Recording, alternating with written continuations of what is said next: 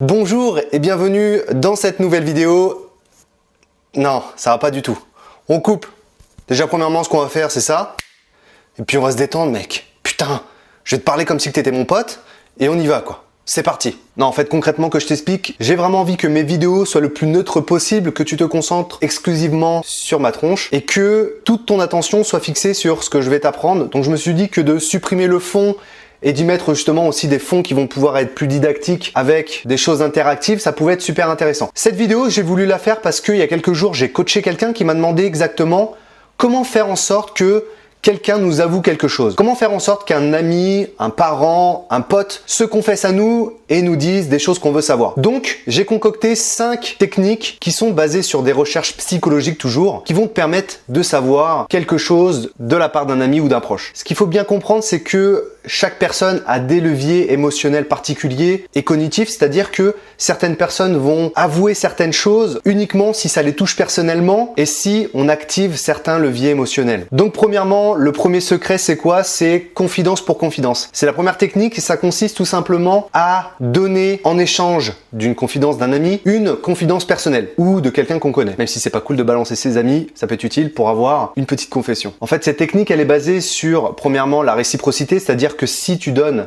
quelque chose à quelqu'un, il va te donner quelque chose en retour. Et puis de donner une confidence, ça permet aussi de créer un lien d'intimité, de complicité avec la personne. Donc si tu veux savoir, par exemple, si Monique a couché avec Michel, tu peux très bien lui dire, bah écoute, c'est quand même fou tous ces couples, tu vois, qui se trompent comme ça. Moi je sais que personnellement, il y a quelques années, bon, c'est vrai qu'en soirée, j'ai embrassé une fille que je connaissais pas et que je peux comprendre que par exemple, Michel a trompé Monique. Donc moi ça me poserait pas de souci que tu m'avoues que là concrètement, Michel a trompé Monique. Tu avoues une confidence personnelle, donc la personne va se dire bon bah pourquoi pas, je lui fais confiance puisque cette personne m'a donné un secret à mon tour. La deuxième technique, c'est ce qu'on appelle la présomption. Il y a une étude qui a été effectuée il y a quelques temps par le magazine Time qui consistait finalement à faire en sorte qu'un vendeur convainque un client d'acheter un produit. Ce qu'il faut savoir, c'est que ce produit était défectueux, qu'il a été réparé et qu'ensuite il a été remis à la vente. Et ce qu'il faut bien comprendre, c'est que avec certaines tournures de phrases, on peut faire en sorte que quelqu'un se confesse à nous. Pour cette situation particulière, les clients qui étaient en fait des personnes qui faisaient partie des scientifiques disaient la phrase suivante. Quel souci il y a eu avec cet appareil? Dans 91% des cas, les vendeurs se sentaient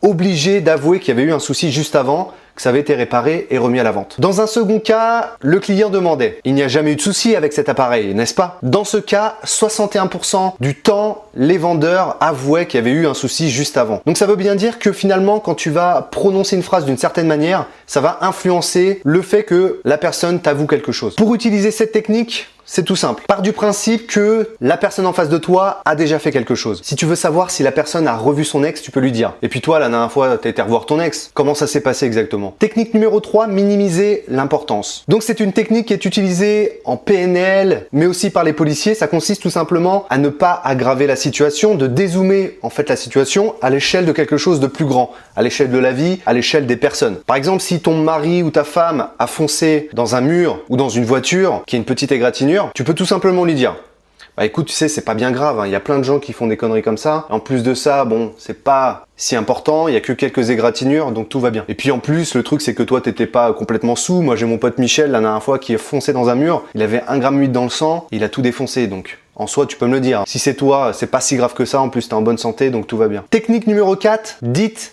une version pire. Si par exemple on vous a volé 20 ou 30 euros, que vous pensez que c'est votre fils, vous pouvez dire quelque chose du genre putain, je sais que t'avais besoin de 20 ou 30 euros, mais là c'est abusé, tu m'as quand même piqué 100 euros quoi. Donc à un moment donné, sois honnête et rends-les-moi. Sachant que par exemple votre fils vous a piqué 20 ou 30 euros, vous pouvez très bien faire en sorte d'aggraver la situation et de lui dire que vous pensez qu'il vous a volé 100 euros. En fait, il va ressentir une sorte de pression interne du fait que vous pensiez qu'il a piqué 100 euros alors que c'est que 30 euros. Pour libérer sa conscience, il va avoir tendance à vous dire la vérité et avouer, bah non, je t'ai pas volé 100 euros, je t'ai volé seulement 30 euros, je suis désolé, je vais te les rendre, mais m'accuse pas d'avoir volé beaucoup plus. Dernière technique, minimiser l'importance, plus version pire. Putain, tu m'as pris de l'argent et tu m'as pris ma carte de crédit. Sérieux, pour le liquide, je m'en fous, mais le fait que tu piques ma carte de crédit, sérieux, c'est abusé, quoi. Donc là, c'est une technique un peu améliorée. On sait qu'il nous a pris 50 € et on lui fait croire que on pense qu'il a pris la carte de crédit. Donc déjà, on minimise l'importance de ces sous volés, mais en plus de ça, on rajoute une pression en lui disant « tu m'as piqué ma carte bleue ». En combinant les deux, on fait en sorte que la personne cherche à se dédouaner du fait d'avoir volé une carte bleue alors que c'est pas le cas. Et en plus de ça, on lui fait comprendre que c'est pas bien grave si il a volé les 50 € en liquide. Donc voilà, c'était 5 techniques, j'espère que ça vous a plu. On va se retrouver plusieurs fois, je pense, dans le mois. Je vais essayer de faire une vidéo au moins par semaine, peut-être même 2. En tout cas, je vous souhaite une bonne journée